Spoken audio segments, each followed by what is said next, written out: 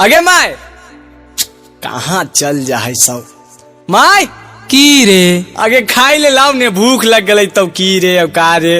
अरे बेटा तब बनलाऊ कहाँ खाना में? काहे ने बन लगे? काहे न बनलाऊ जे जाके पूछी ना अपन महारानिया से, सूतल हो महलवा में जाके। अरे तो हमरा की कहो ही, हम बनावो हुई तो तोरा पसंदे ना आबो हो। अच्छा रुक आ एक रस पूछो ये। अरे आज तोरा की घटलो जो खाना नहीं बने नहीं, रोज रोज के तो ड्रामा देख रहा लियो। कोची को घटलाई आज तक देल हो की हमरा? चुप काहे हो जी, बोलो न जी की देल हो हमरा? अबरी की कोई जतना कमाई तोर होटल लियम तो घुस जाएगा और तोर पाउडर क्रीम खातिर तो 10-20 हजार कर्जा पैचाए दोसर से। अब बात रलो देवे के तो सड़िया के करहो नहीं हरे के, ई झुमका के करहो नहीं हरे के, अच्छा ई पायल के करहो नहीं हरे के, अरे ई सिकड़ी के करहो नहीं हरे के, आई चुनुआ मुनुआ हाँ बोले न इहो नहीं हरे खाऊ की। देखो बतिया नहीं बनाओ, खाना वाना हमरा से नहीं बनतो तो नहीं बनतो। ला सुना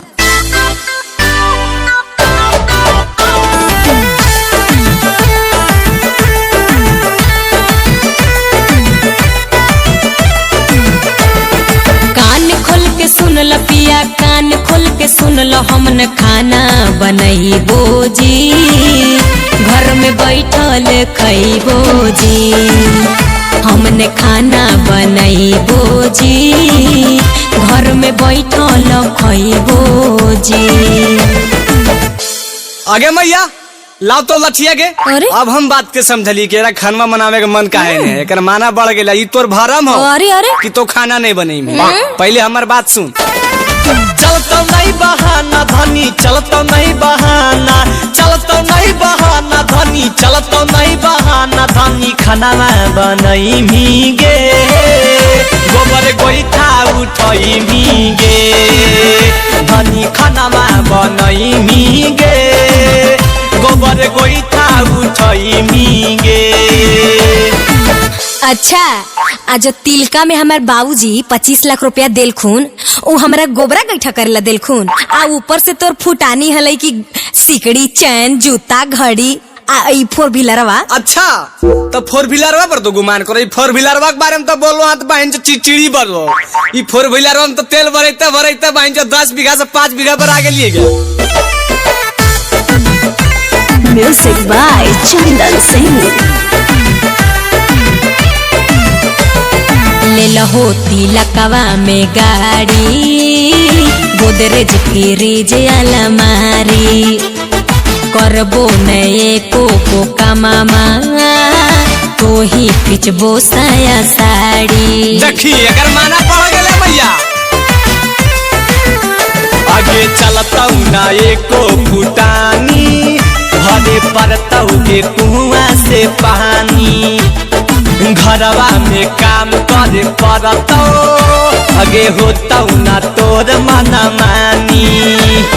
बाप दिल के तिलक, हमर बाप दिल के तिलक, हम बैठल खैबो जी, नहीं खाना बनैबो जी, धनी खाना बनई मीगे, गोबर गोईठा उठई मीगे।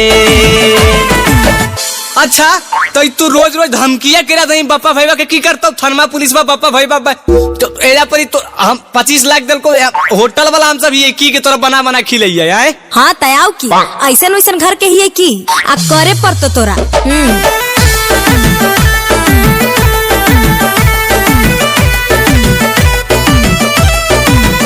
सभे बतिया हम नैहर में कहबो, दाई नौड़ी नहीं बन के हम रहबो, घर में बंटवारा करैबो, नैहर से बाप के बोलैबो। अरे बोला में ओकरो तो 4 लाठी।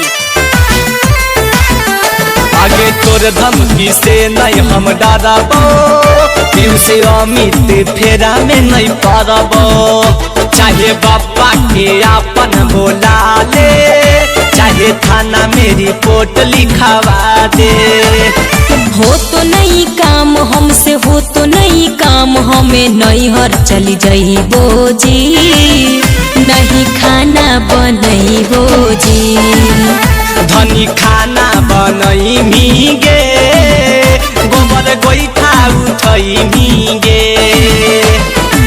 अच्छा तो ले बोला पापा बोला भाई बोला ले तोरा इतने खोल नहीं। अरे हनुमान मारो तोरो दूल्हा